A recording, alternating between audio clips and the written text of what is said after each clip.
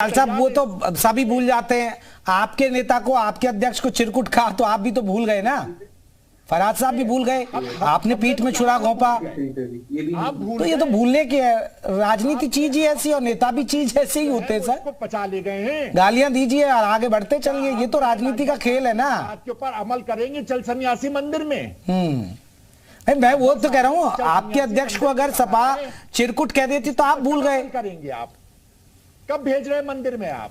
चले ब्रजेश मिश्रा जी, ब्रजेश मिश्रा जी, एक सबसे बड़ी बात है क्योंकि अभी राहुल गांधी का फेस आगे करने की कोशिश की जा रही थी और राहुल गांधी यानी अगर खरगे साहब को आगे लाया जाता है, ममता ने कह दिया है, अगर ये बातें सामने आती है, अखिलेश यादव ने समर्थन की बात कर दी है, माफ कीजिएगा, यहां पर दिल्ली के मुख्यमंत्री अरविंद केजरीवाल ने समर्थन की बात कर दी है, तो सर फिर माना जाए कि गांधी परिवार अभी वेटिंग में जाएगा क्योंकि राहुल गांधी वेटिंग में जाएंगे, यानी अभी की जो स्थिति लग रही है। देखिए, जहां तक इस वर्तमान परिस्थिति की बात है, मुझे लगता है कि गांधी परिवार की प्रतिक्रिया सबसे अधिक महत्वपूर्ण होगी क्योंकि खड़गे जी कांग्रेस के अध्यक्ष हैं और कहीं ऐसा तो नहीं कि ममता जी की कोई राजनीतिक चाल है कि उन्होंने खड़गे जी का नाम प्रस्तावित किया जिससे कि राहुल गांधी और प्रियंका जी को या सोनिया जी को कंसल्ट किए बिना किया, तो ऐसा लगता है जैसे कोई फीलर लेने के लिए उन्होंने ऐसा किया हो।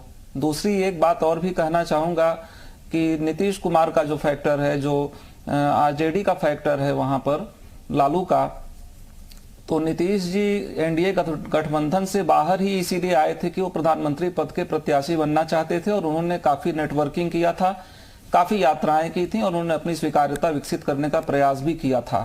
बिहार में कई ऐसे प्रचार भी देखे गए जिनमें नीतीश के नाम के पोस्टर लगे हुए थे और नीतीश को और लालू जी को सरप्राइज में लेना, ये भी मुझे नहीं समझ में आ रहा है कि अगर इंडिया गठबंधन को बहुत अच्छी जीत हासिल करने का प्रयत्न करना है तो ये कैसे संभव है बिना बड़े प्लेयर्स को कॉन्फिडेंस में लिए इस तरह से कोई एक फीलर डाल देना कि खड़गे जी वेटरन लीडर हैं, सीनियर लीडर हैं, वो हो सकते हैं। फिर खड़गे जी कह रहे हैं कि ये तो चुनावों के बाद देखेंगे कि कौन प्रधानमंत्री बनेगा।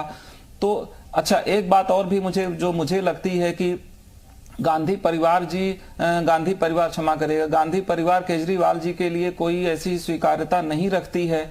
अभी केजरीवाल जी ने बयान दिया था कि 13 की 13 सीटों पर पंजाब में लड़ेंगे, तो ये नहीं समझ में आ रहा है कि सीट शेयरिंग के पहले और किस प्रकार से केजरीवाल जी ने अचानक से खड़गे जी का समर्थन कर दिया। कहीं ऐसा तो नहीं कि वो भी गांधी परिवार से राजनीति कर रहे हैं।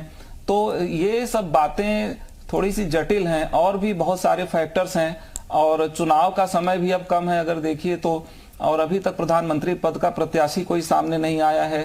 तो ये सब बहुत भिन्न भिन्न बातें हैं और मुझे जो लगता है कि इंडिया गठबंधन प्रधानमंत्री पद के प्रत्याशी के बिना ही चुनाव लड़ेगा क्योंकि जो वर्तमान परिस्थितियां हैं उसमें कोई सर्व स्वीकार्य चेहरा दिखाई नहीं पड़ रहा है जिस पर कि सभी इंडिया गठबंधन के सदस्य जो हैं वो सर्वसहमति रखते हों।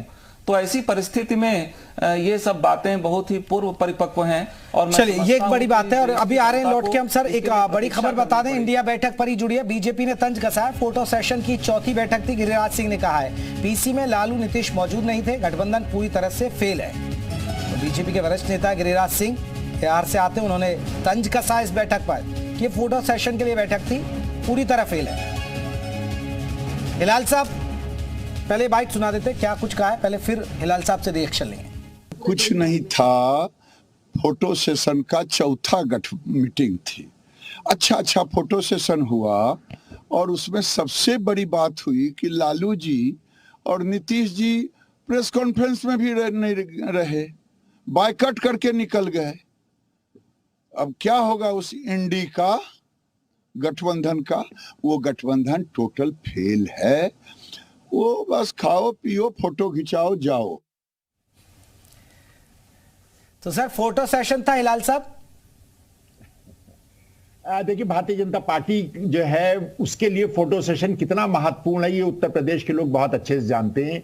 जब माननीय मुख्यमंत्री जी को छोड़ करके हमारे और प्रधानमंत्री जी चले आए थे, पीछे पीछे भागते हुए चले आ रहे थे माननीय मुख्यमंत्री जी, तो हम लोगों ने वो फोटो सेशन देखा था, हम सब ने देखा था, पूरे उत्तर प्रदेश ने वो फोटो सेशन भी देखा था कि प्रधानमंत्री गाड़ी में बैठ के आ गए और मुख्यमंत्री जी जो है वो पीछे पीछे भागते हुए चले आ रहे हैं। उसके भी कुछ मतलब रहे होंगे, उसके भी कुछ माने रहे होंगे, गिरिराज जी उस पर बता देते। अपने दल की भी अगर चिंता थोड़ा सा करें तो अच्छा लगता है। आप दूसरे की दल की चिंता करते रहते हैं। आप कहते इंडिया गठबंधन कमजोर है, आप कमजोर समझ करके चुनाव लड़ लीजिए। हमने तो आपसे नहीं कहा कि आप हमारे गठबंधन में आ जाइए, हमने तो नहीं कहा कि हमारा गठबंधन जो है वो भारतीय जनता पार्टी का नेतृत्व करने जा रहा है। और फोटो सेशन की जो बात है वो तो गिरिराज जी की बिल्कुल सही है, क्योंकि उत्तर प्रदेश के लोग उस फोटो सेशन को कभी नहीं भूलेंगे जब माननीय प्रधानमंत्री जी जो है वो छोड़ करके मुख्यमंत्री जी को चले आए थे और क्या शानदार फोटो सेशन हुआ था। पीछे पीछे मुख्यमंत्री जी भाग रहे थे और आगे आगे प्रधानमंत्री जी की गाड़ी चल रही थी, प्रधानमंत्री जी चल रहे थे। तो Bharatiya Janata party photo session क्या होता है, उसके क्या माने होते हैं, कैसे किया जाता है, इसके बारे में बड़ा गूढ़ ज्ञान रखती है। हम लोगों को अभी फोटो सेशन के बारे में इतना ज्ञान नहीं है। मीटिंग थी, हम लोगों ने आपस में बैठे, हम लोगों ने आपस में तय किया और आगे 2024 की रणनीति को हम लोगों ने बनाया। ठीक है फरहाद साहब, एक मैं थोड़ी गहराई की बात करता हूं सर। ठीक है, अभी आप लोग कह रहे हैं कि कोई चेहरा नहीं है, चलिए चुनाव भी जीत जाएंगे सर, लेकिन अब ये बात हवा में तैरने लगेगी भाई खड़गे साहब हो सकता है चेहरा। लेकिन आपको नहीं लग रहा है जो आपके समर्थक हैं, जो अखिलेश यादव को चाहते हैं, जो आप भी खुद चाह रहे हैं कि वो भावी प्रधानमंत्री, आप भी कह रहे हैं कि उनमें खूबी है, लेकिन सर अब उनके अंदर एक मैसेज नहीं चला गया कि साहब अखिलेश यादव तो नहीं बनेंगे, फिर फायदा क्या? वो वोट आपको मिल पाएगा, फिर वो वोटर आपके साथ जाएगा? गहराई की बात है, सोचिएगा जरूर। नहीं जयप्रकाश जी, बिल्कुल सोचेंगे। और आदरणीय अखिलेश यादव जी जो हमारे राष्ट्रीय अध्यक्ष हैं, वो करोड़ों करोड़ों नौजवानों की उत्तर प्रदेश में दिलों की धड़कन है। लेकिन अभी एक बात जयप्रकाश जी यहां पर हुई कि भूलने वाली बात हुई। आपने कहा कि आप लोग भूल गए। अरे साहब, प्रधानमंत्री जी ने 3 दिन पहले अजीत पवार जी को बोला था कि 70,000 करोड़ के घोटाले का, सिंचाई घोटाले के आरोपी हैं, और 3 दिन बाद महाराष्ट्र के खजाने की उनको चाबी दी जाती है। तो क्या प्रधानमंत्री जी भूले कि नहीं भूले? हेमंत बिस्वा शर्मा जो कि नवंबर 2014 से भारतीय जनता पार्टी में है जयप्रकाश जी, और ईडी सीबीआई ने उनसे पूछताछ की। 14 छापे पड़े थे हेमंत बिस्वा शर्मा जी क्या शारदा नारदा घोटाले में। बीजेपी ने बुकलेट निकाली थी 2015 में जिसमें कहा था कि लुइस बर्जर केस का सबसे बड़ा आरोपी हेमंत बिस्वा शर्मा है, और सरगना तक के कहा था। प्रधानमंत्री जी और बीजेपी पार्टी दोनों भूल गए। देवेंद्र फडणवीस जी बोलते थे कि अजीत पवार जी के लिए चक्की पीसिंग, वो भी भूल गए। प्रफुल्ल पटेल जी जो कि एविएशन स्कैम में नाम था और बाल मिर्ची से उसके साथ संबंध के आरोप थे, तो क्या प्रधानमंत्री जी और बीजेपी पार्टी वो भी भूल गए?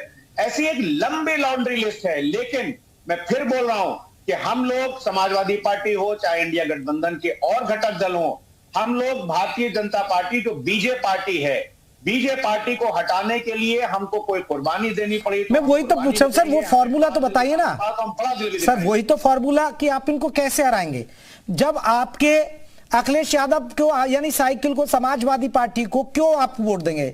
जो समाजवादी पार्टी को वोट डालता है वो क्यों देगा भाई जब अखिलेश यादव प्रधानमंत्री पद की दौड़ में ही नहीं है? मुझे ये बता दीजिए, बस फॉर्मूला बताइए। उनको लग रहा है कि भाई अगर हम देंगे तो खड़गे साहब बन जाएंगे। खड़गे साहब की कितनी लोकप्रियता है यूपी के अंदर, आप खुद बताइए। जयप्रकाश जी खुद बताइए। मैं दो तरह से इसका जवाब दूंगा। आदरणीय अखिलेश यादव जी के नेतृत्व में उत्तर प्रदेश का नौजवान, उत्तर प्रदेश के किसान और उत्तर प्रदेश की महिलाएं इसलिए वोट देंगे कि 2012 से लेकर के और 2017 तक आदरणीय अखिलेश यादव जी ने बेहतरीन काम किया उत्तर प्रदेश में। सर यही तो मैं कह रहा हूं ना। अरे सर, फिर आप उस चेहरे को पीएम नहीं बनाया इंडिया गठबंधन ने, तो फिर आपका वो वोटर क्यों देगा? वो खड़गे साहब के नाम पर क्यों दे देगा? पीएम का चेहरा हो गया क्या? नहीं, क्या कोई पीएम का चेहरा घोषित हो गया क्या? नहीं, घोषित नहीं हुआ। अब सर घोषित नहीं हुआ तो ये भी एक टेंशन हो जाएगी कि यार अखिलेश यादव जी को देंगे या नहीं देंगे ये लोग। कोई टेंशन नहीं हो जाएगी जयप्रकाश जी, ना आप मुझे टेंशन दे सकते हैं और ना इंडिया गठबंधन। सर मैं कुछ सवाल देखिए सर, ये गहराई वाले सवालों के साथ छोड़ गया हूं मैं आपको। आप सोचेंगे जरूर, यहां से डिबेट खत्म करने के बाद सोचेंगे कि यार जयप्रकाश ने बात तो सही कही है कि हमारा जो वोटर है वो कैसे जाएगा हमारे पास। चलिए, बहुत बहुत शुक्रिया आप सभी मेहमानों का हमसे बातचीत करने के लिए। हमारे पास इतना ही वक्त था।